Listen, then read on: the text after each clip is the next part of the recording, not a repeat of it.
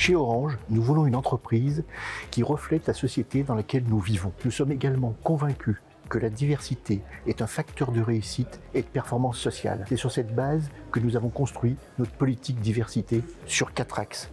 L'égalité professionnelle en favorisant la mixité dans le métier technique, le handicap en accompagnant bien sûr les personnes et en sensibilisant le maximum, l'égalité des chances en accompagnant nos salariés auprès d'associations telles que nos quartiers ont du talent et bien sûr la lutte contre la discrimination en créant un espace bienveillant pour nos salariés, quel que soit leur genre, leur origine, leurs opinions. Chez Orange, seules les compétences comptent.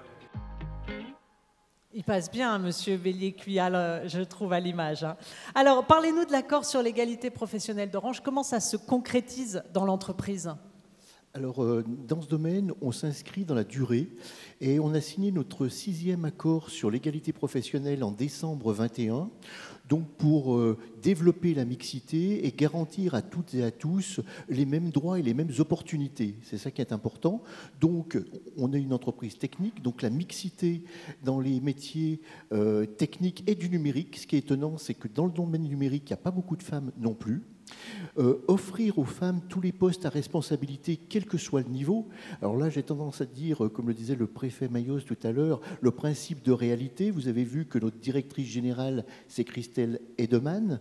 La patronne d'Orange France, c'est Fabienne Dulac. La patronne du Grand Sud-Est, c'est France Éringer. Donc en gros, je rapporte qu'à 3 femmes et ça se passe très bien. Voilà. Donc on voit bien qu'on l'applique réellement chez nous. Il y a également l'égalité salariale qui est prise en compte, l'égalité sur la vie pro et la vie personnelle, et ça touche particulièrement les femmes, et on a vu qu'il fallait travailler beaucoup dans ce domaine-là. Et puis on a inscrit aussi les luttes contre les discriminations et contre les violences, et on voit bien que dans ce domaine, il ne faut pas apporter de nuances, et l'actualité nous le montre bien. Alors, quelle action est-ce que vous mettez en place pour la féminisation des filières techniques? Parce que vous le disiez, pas trop de femmes dans les filières techniques. Ouais. Vous avez raison, c'est quand même le domaine le plus compliqué. Hein. Donc, c'est aussi, il faut s'inscrire dans la durée. On a il y a plusieurs solutions, mais on peut parler du programme qui s'appelle Hello Women, donc qui permet finalement de sensibiliser les jeunes filles ou les étudiantes aux métiers techniques et du numérique, mais aussi de détecter des profils à haut potentiel, et puis, quel que soit l'âge, finalement, d'accompagner des femmes qui sont en reconversion professionnelle.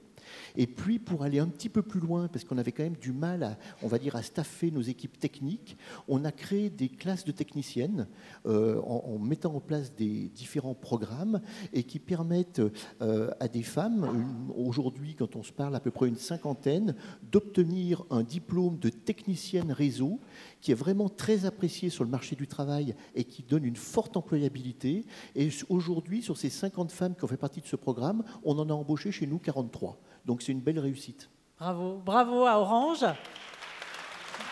Alors, quel est le grand gagnant de ce trophée égalité homme-femme, trophée très important? Alors, c'est l'entreprise Cliti. Cliti. Représentée ce soir par Élodie Placide, la fondatrice de Cliti. Bonjour, moi c'est Élodie et je représente le projet Cliti. Cliti, ce sont des protections hygiéniques réutilisables entièrement fabriquées en France, à Lyon. Ce sont des serviettes hygiéniques lavables et maintenant des culottes menstruelles. La particularité de nos produits, c'est qu'on essaie de les faire adapter à tout le monde et en particulier pour les personnes atteintes de pathologies gynécologiques comme l'endométriose ou le syndrome des ovaires polykystiques où on a un flux dit hémorragique donc qui est encore plus abondant que ce qu'on connaît déjà. Avec Cliti, c'est une initiative qu'on a vraiment envie de généraliser. On veut normaliser les conversations autour de la santé féminine et des menstruations et en parler dans les espaces auxquels on n'attend pas, donc en entreprise, en école, ramener la conversation partout et casser les tabous peu à peu pour arriver à l'égalité homme-femme. Je crois qu'on peut l'applaudir effectivement. Merci. Élodie Placide, donc vous avez créé cette société en 2021, oui. Donc c'est tout récent oui.